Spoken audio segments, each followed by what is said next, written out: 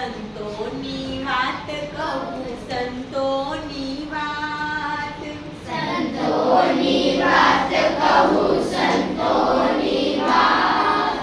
ભાઈ મારા સાંભળજો સંતોની વાત, ભાઈ મારા સાંભળજો સંતોની વાત.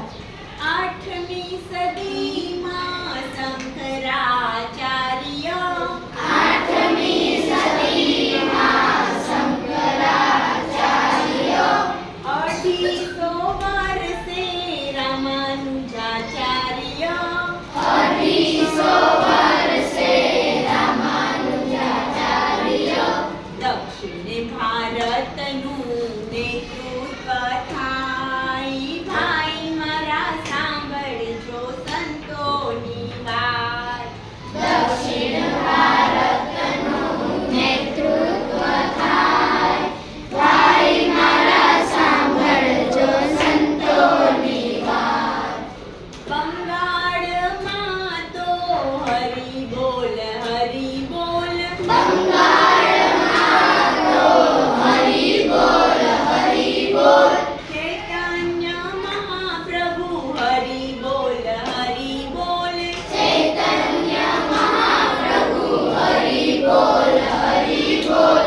કૃષ્ણ ભક્તિના ગીતો ગવાય. ભાઈ મારા સાંભળજો સંતોની વાત, કૃષ્ણ ભક્તિના ગીતો ગવાય. ભાઈ મારા સાંભળજો સંતોની વાત. વ્યવસાય વણકર કબીર મહાસંત, વરસાય વણકર કબીર મહાસંત. બીજક જેનો કવિતા સંગ્રહ, બીજક જેનો કવિતા સંગ્રહ. રૈદાસના તેઓ ગુરુ ભાઈ કાન. ભાઈ મારા સાંભળજો સંતોની વાત, રૈદાસના દેવો ભાઈ કાન. ભાઈ મારા સાંભળજો સંતોની વાત. સરસ. કેટલા સંતોની વાત શીખી આપણે? 5 કે 4? 4. કોણ કોણ? એક. રામાનુજાચાર્ય 1, શંકરાચાર્ય 2, કબીર 3 અને ચૈતન્ય મહાપ્રભુ. સરસ. એમાંથી ને જ આપણે એના પ્રશ્નોના જવાબ છે એ વિસ્તારથી લખી શકીએ. કેવી રીતે?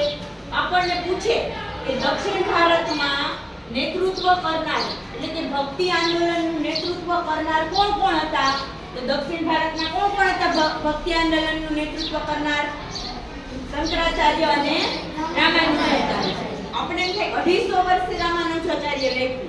કેમ? તો કે શંકરાચાર્ય થઈ ગયા એના પછી 250 વર્ષે રામાનુજાચાર્ય થઈ ગયા અને બંને સંતો છે એ દક્ષિણ ભારતના થયા અને એને છે એ લોકોમાં છે એ જાગૃતિ લાવી. બરાબર? ધર્મ પ્રત્યે, ભક્તિ પ્રત્યે. ત્યાર પછી જોઈએ તો બંગાળમાં હરિબોલ, હરિબોલ. તો કે હરિબોલનો મંત્ર કોણે ગુંજતો કર્યો તો? ચૈતન્ય મહાપ્રભુએ. આપણને મોટો પ્રશ્ન પૂછે કે ચૈતન્ય મહાપ્રભુ વિશે 2 થી 3 વાક્યમાં લખો. તો આપણે લખી શકીએ કે ચૈતન્ય મહાપ્રભુ છે એ બંગાળના સંત હતા. બંગાળની ગલીઓમાં હરિબોલ, હરિબોલ મંત્ર ગાતા છે એ ફરતા હતા. કૃષ્ણ ભક્તિના ગીતો ગાતા બંગાળની ગલીઓમાં ફરતા હતા. બરાબર? તો આ ચૈતન્ય મહાપ્રભુ વિશે છે. ત્યાર પછી છે એ કબીર, સંત કબીર. કબીરના દોહા છે એ ખાલી ભારતમાં નહીં આખા વિશ્વમાં પ્રખ્યાત છે.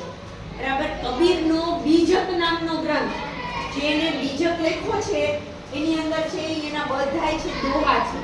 કબીરના દોહા આખા વિશ્વમાં પ્રખ્યાત છે.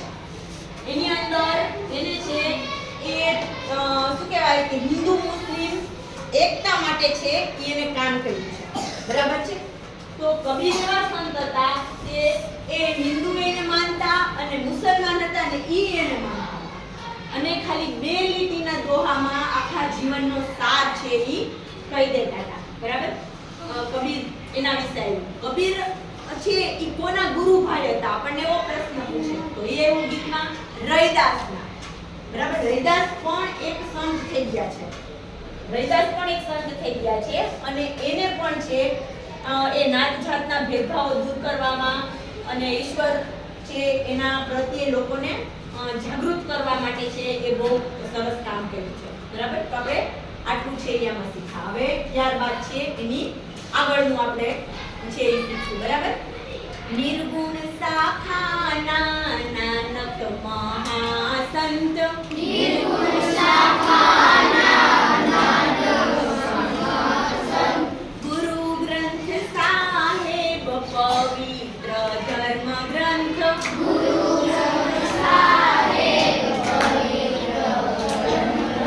શીખ ધર્મની સ્થાપના થાય. ધર્મની સ્થાપના થાય.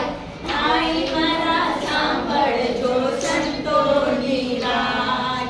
ભાઈ મારા સાંભળજો સંતોની વાત. તમે કયા સંતની વાત કરી? ગુરુ નાનક. કોની વાત કરી? ગુરુ નાનક.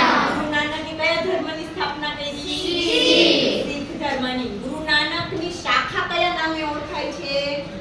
નિર્ગુણ શાખા. સરસ. તો ગુરુ નાનક વિશે આપણને એમ કે 3-4 વાક્ય લખો. લખી શકી? મેં શીખવાય ફરીવાર એક વાક્ય બોલો જોઈએ. ગુરુ નાનક છે શીખ ધર્મના